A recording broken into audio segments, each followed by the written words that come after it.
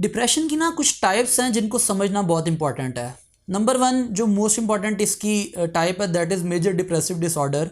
आपके ऊपर स्टेट ऐसे आ रही है कि एक लो मूड और सेल्फ एस्टीम आपकी बहुत लो हुई हुई है, लॉस ऑफ एपेटाइट है। इस किस्म की सिचुएशन आपके ऊपर 2 वीक्स तक परसिस्ट करती रहती है और ये 2 वीक्स वाला एपिसोड जो है ये आपके ऊपर 5 टाइम्स अ ईयर अगर आपके ऊपर आता है फिर जाकर आप इस टाइप के मरीज बन सकते हैं। अदरवाइज आपको किसी किस्म का कोई डिप्रेशन का मर्ज नहीं है।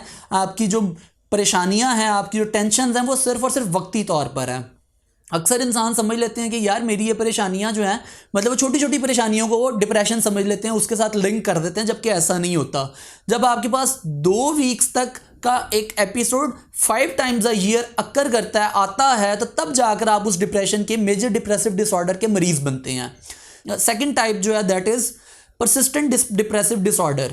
परसिस्टेंट डिप्रेसिव इस डिसऑर्डर के अंदर बेसिकली ये होता है कि जब कॉन्टीन्यूसली लो सेल्फ एस्टीम, लो मूड, आपके मूड स्विंग्स बहुत ज़्यादा आ रहे हैं, आपकी एपेटाइट का लॉस होता जा रहा है, आपका वेट लूज होता जा रहा है, इस किस्म के कितने इश्यूज हैं जो आपको फेस करने पड़ रहे हैं, मुसलसल आप परेशान रहते हैं, घबराए हुए रहते हैं, 2 साल तक परसिस्ट करे, 2 साल तक ये चीज़ अगर आपके साथ चलती रहे, ऐसा होता रहे, तो तब जाकर आप डिप्रेशन के मरीज बन सकते हैं इस डिसऑर्डर के।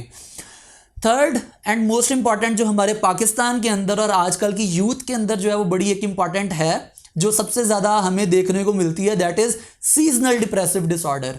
क्या होता है कि जैसे जैसे गर्मियाँ जाती हैं, सर्दियों का स्टार्ट होता है by the end of this summer, और जैसे ही विंटर स्टार्ट होता है तो उनके मूड स्विंग्स बहुत बढ़ जाते हैं। आम छोटे से छोटा जो यूनिवर्सिटी का स्टूडेंट है ना, वो भी आशिक बन जाता है, ठीक है। उसके अंदर शायरों वाली कैफियत आने लग जाती हैं, जिसकी बेस के ऊपर ये भीगा भीगा दिसंबर और इस किस्म की पता नहीं कितनी पोइट्री है जो हमारी चलती है। ये खैर उसकी एक एग्जांपल है, मतलब this is not exactly the situation which occurs. इसके अंदर और भी बहुत सी रीजंस हो सकती हैं, बहुत सी कंडीशंस हो सकती हैं जो आपको आ सकती हैं, but what I am trying to explain over here is the depression due to season, ठीक है। और फोर्थ इंपॉर्टेंट हमारी जो डिप्रेशन की टाइप एक है that is depression due to medication.